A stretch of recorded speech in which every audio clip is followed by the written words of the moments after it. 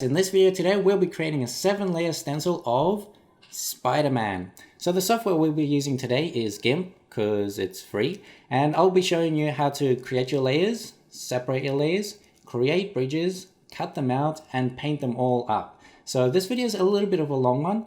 Feel free to skip through any chapter as I'll have them down in the description below. And don't forget to subscribe to your favorite art YouTuber, whoever that is. Let's get started.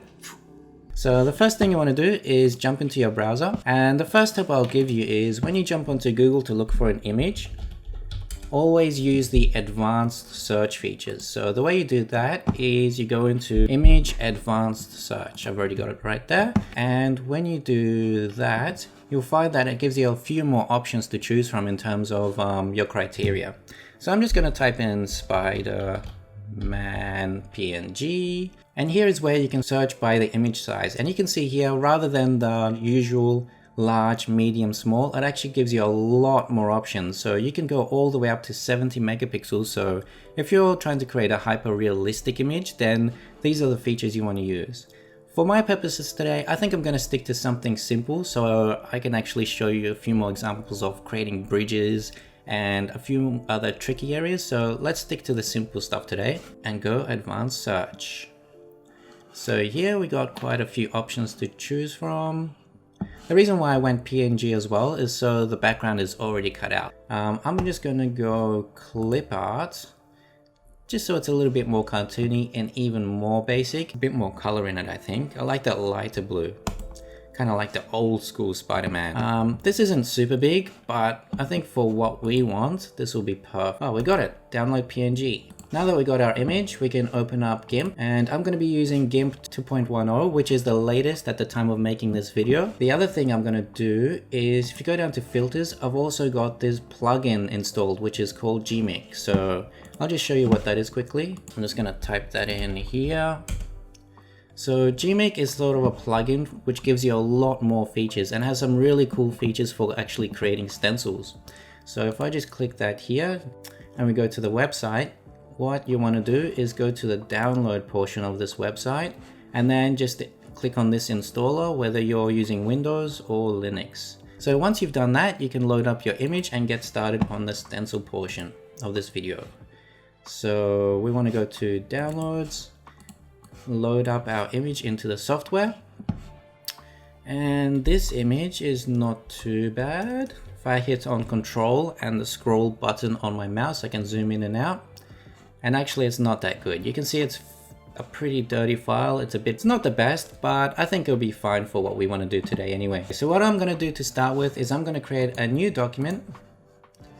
At the size, I'm actually going to cut out this stencil and create the artwork, which is going to be A3 at 300 dpi roughly, and hit OK. Yes, it's going to be a large file, hit OK.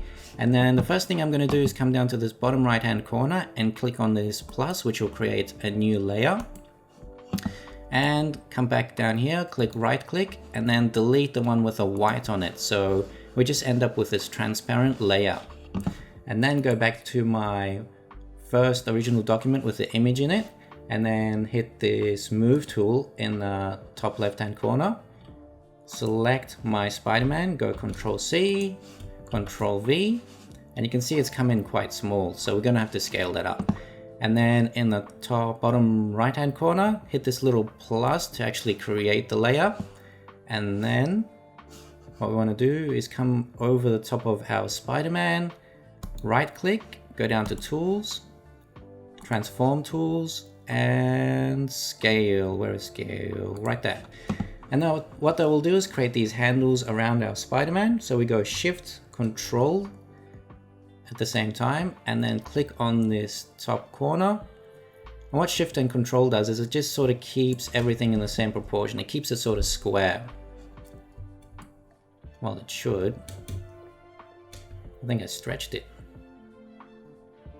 Okay. Yeah, I think that's okay. And then hit enter. Okay, so now we've got our scaled Spider-Man ready for stenciling. And I'm just going to go up to our filters and start the process of stenciling. So I'm going to go down to this Gmik plugin and click on that.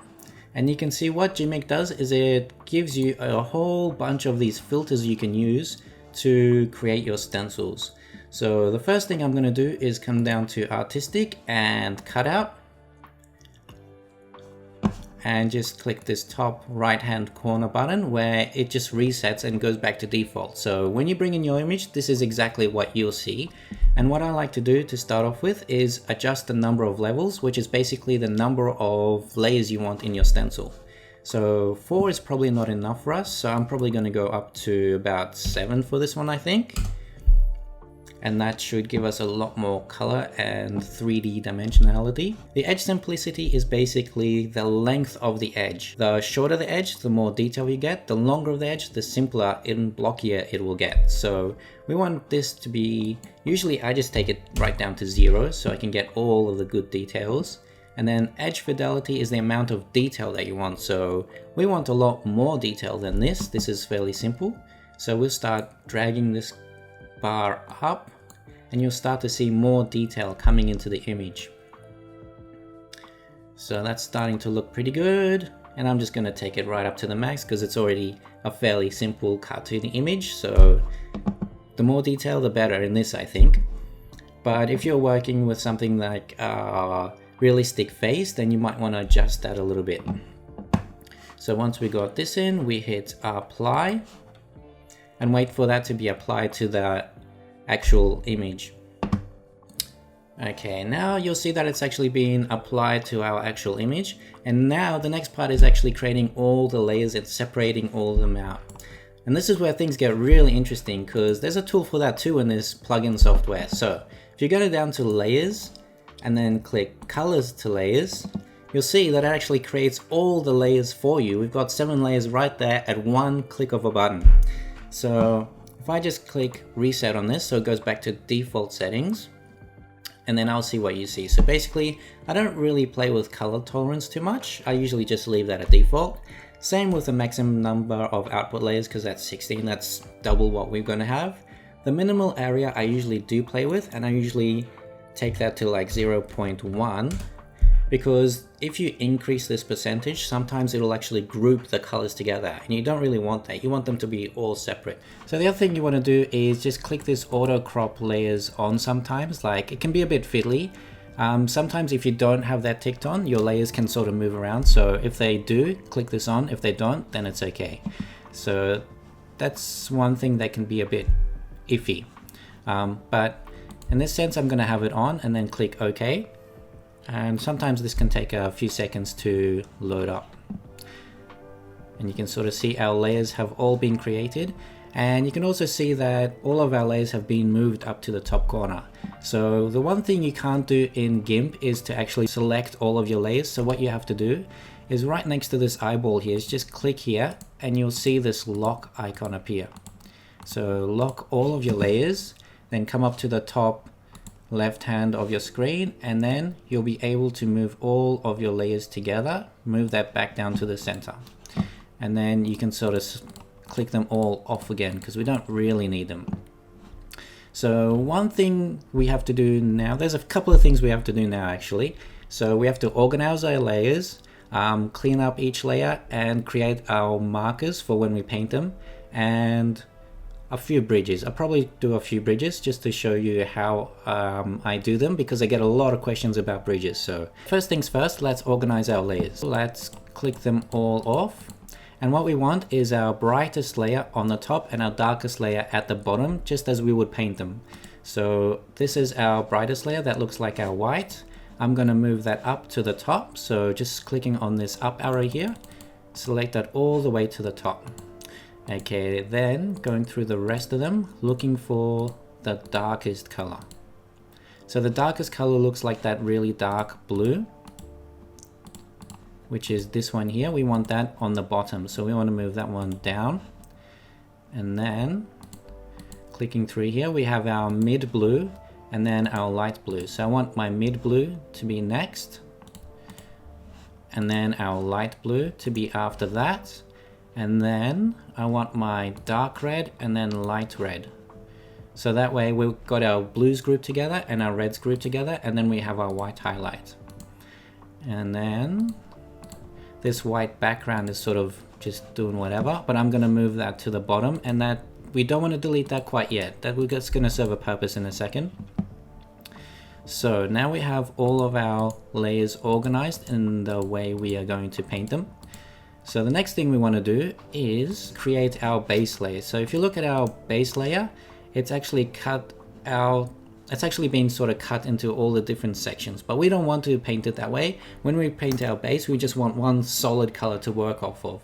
So what we're going to do is use this first layer that was sort of created, this background sort of layer, and use that to create our base layer and fill that all in. So what we want to do is just go in here, do a quick cleanup. You can see a bit of highlights around the eye. We're not going to use that or need that, so quickly grab the eraser, select the layer, and just quickly delete that, increase the size. So just do a quick basic cleanup there, and then zoom out again, control and scroll key. And then if you want to move things around, hit the space, and that will spacebar, and that will help you move things around. And now what we want to do is we want to select the inner portion of the stencil, which should be that rectangle select. No, select by color, select regions. I think it's this one. Yes, that's what we want. And then we'll go up to the layer above it, switch that on. And then we use the color dropper tool here, the color picker. Select that dark blue color, and then in this layer here, we should create another layer. I think I might just create another layer on top of this. So call that dark blue base. Select OK, and then select the paint bucket tool, fill that in, and that will be our base. So we can delete these two now. So delete that, and then we have our base, and then we have all our colors on top of the base. Nice and simple. So the next thing we want to do is create a couple of bridges, which a lot of people ask me about, and this is the perfect example to show you guys. So we want to get rid of these marching ants. So the way I do that is go up to the top left, select the rectangle, get rid of that. And then you can see that we've got this large patch in the middle. And if we painted this, if we don't create any bridges, that area will get filled in because there's nothing holding this portion of the stencil in place. So that's going to get lost. It's just going to get cut out and it's going to get filled in with paint. So how do we create a bridge? Well, what I like to do is switch on the layer above it and see if there's any way I can actually hide a bridge under the layer above it. We can't really create a bridge going up through here because then you'll be able to see it. Looking for a good place can be tricky. If I sort of zoom into the feet area here, I think we might need to be a little bit tricky about this one and go up here and down here, I think. So we can hide it behind the red and then behind these blues because there's no sort of dark area there. So using the eraser tool and having the dark blue base selected, what I'm going to do is just make it a bit smaller to start off with, and then go from maybe back here, hold the shift key, and it sort of creates this line. So I'm going to click here, hold shift, click here, and then click here again, hold shift, click back out here. What I'm thinking is I can sort of create a bridge behind these areas. So when I select all the upper layers off, you can see I've created a bridge through here. Now, having just this one bridge, it won't be strong enough. This will be all over the place. It'll move sort of up and down, and it won't be in the right place. So what we need to do is create another bridge on the other side, and maybe even a third bridge to really make this firm and not move around. So let's switch on the other layers and see if we can find another spot to create a bridge. So looking at this again and looking at the other side, what I want to do is maybe click here and then go all the way out there, I'm thinking. So that way it's hidden behind these blues and these reds. And then select the upper layers off, and you can see we got two bridges now. These bridges are very thin and I still feel like this is not strong enough. So what we can sort of do now, and this is something you go back and forth on constantly, you know, you switch them on, the upper layers on, switch the upper layers off, just constantly checking and going back and forth. So I want these to be a lot bigger. Okay, that's too big. And maybe just go like that. That should be a lot stronger.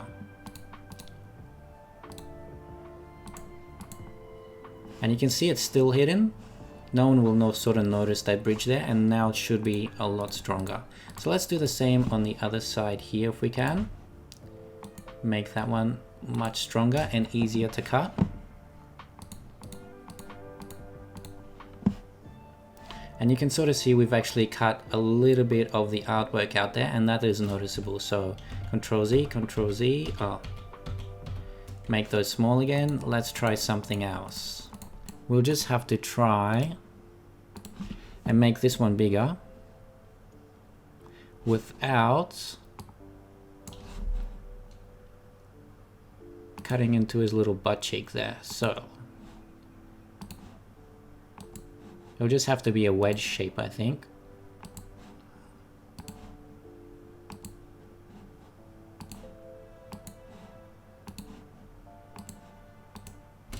Just like that. And that should be a lot stronger and hold this in place.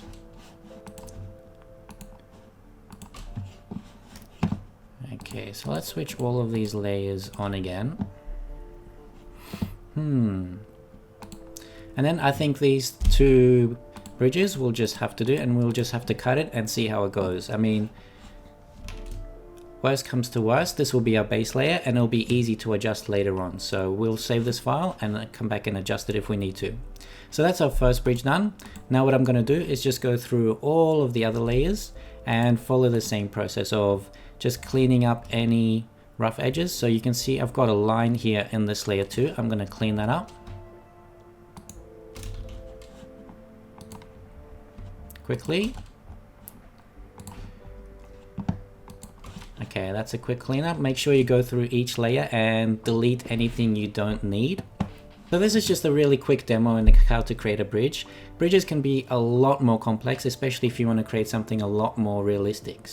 And then what I want to do now is create a marker in each corner. So I'm just going to demonstrate that quickly. So I'm just going to create a text box up in this top corner. Adjust the font size to maybe 400. Enter. And then just type in the letter plus. Oops. Enter. Click in the box and then type in a plus. That's probably about the right size. And then hit enter.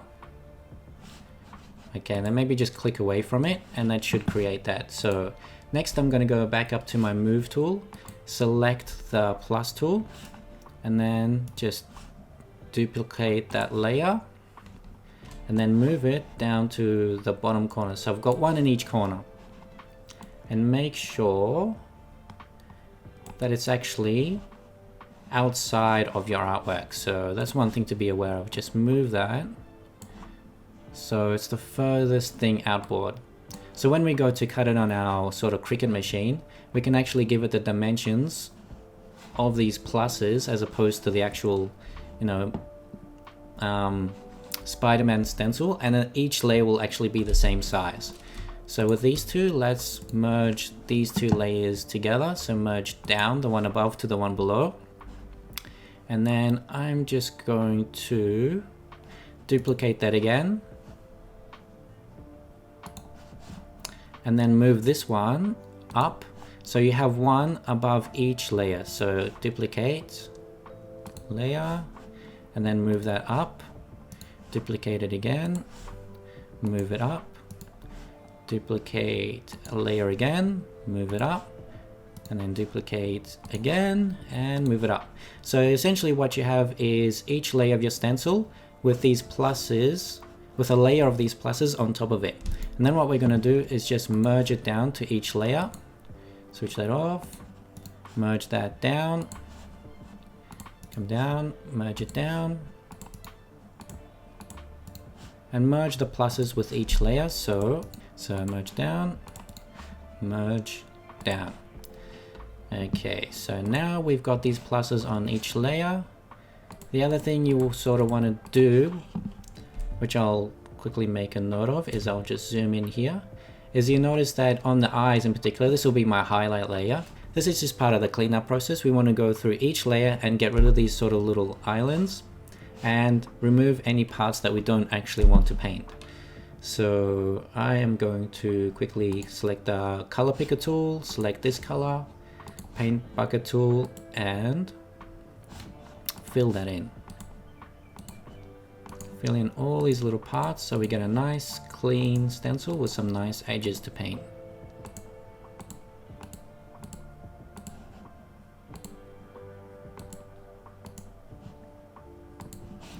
And then come in with the eraser tool, 100% hardness, and then just clean up a little bit of the small bits we don't want to paint, and this line which we don't want either. So essentially we just have these little highlights. So that's that layer cleaned up. So my stencil right now looks like it's pretty much ready to cut, but there's a few more things that I'd like to do. I'd like to add a bit more detail to this stencil. In terms of this lighter red color, what I'd like to do is cut a little bit more webbing into it, just so there's a bit more detail, and it also acts as a bit more as a bridge, so it'll hold that lighter red color together. And then under that lighter red color, I'd like to fill in a bit more of that darker red. So you can see I've ended up with all of these islands which will get lost, and there's no much point wasting your time cutting those out if they're not going to serve a purpose. So I'm going to fill in this upper portion with red, and same with these areas here and this lower area through the stomach, because if you switch on the upper layer, it gets covered in anyway. So I'm going to do that off camera, and then I'll be back when the stencil is ready to cut. So now I've cleaned up my stencil and I think it's pretty much ready to go. I haven't really done too much to it except add a little bit more detail to the head and make some of these lines a little bit thicker, these bridges I mean, just so it's easier to cut on the machine and the stencil holds together a little bit better. So at this point I'm ready to save out my stencil. So to do that, I just want to go to the layer I want to save out and switch off all the others, and then go up to the top corner here, File, Export As, and then Spider-Man Layer 1, and then hit Export. And replace that. I already saved it out, but I'm just going to save it out again. And then make sure you have this one, Save Gamma, switched on, so it saves the transparent layer as well, so there's nothing behind it. And then click Export. You want to do that for all the other layers as well, just go through one by one and save them all out. And then once you've done that, you can go into your Cricut software, or you can also print them out by hand and cut them by hand as well, which is another way to do it. So in your Cricut software, you just want to click on New Project, go away, click on New Project, Upload Image, Browse, and then Spider-Man Layer PNG. Doesn't really matter which one you select there, so just apply and continue, and that looks pretty good. We'll just cut that image and then upload, add to canvas, and then on the canvas there's only really one thing you need to do, because we've already set everything up in the GIMP software. So we just need to make sure that we cut each stencil out at exactly the same size. So to do that, all we need to do is go into the size and put in a dimension you want, so 29.2, and make sure you remember that, because we want to do that for each layer that we cut so they're all exactly the same size, and when we go to paint them they'll line up beautifully. So once you've done that, you just go straight to Make It, and that looks pretty good on the cutting mats, and then continue. And then in here in my base material settings, I've already got this favorited here, but usually I just go to Browse All Materials, and then I'll use medium cardstock. So the material I'm cutting out on is this basically cardstock, and it's just a 200 GSM paper I just get from my local office shop. It's nothing special. You just want to make sure that it's sturdy enough to hold together when you want to go paint it. And I'm going to be cutting it out on my green mat. And also I'm going to load up a new fresh blade. So this is the fine point blade. This is the one with a German carbide tip. So I always find these cut really well with the cardstock. So I never have any issues using those two with that material. So I'm gonna go ahead and cut everything out now, and I'll see you when I'm ready to paint.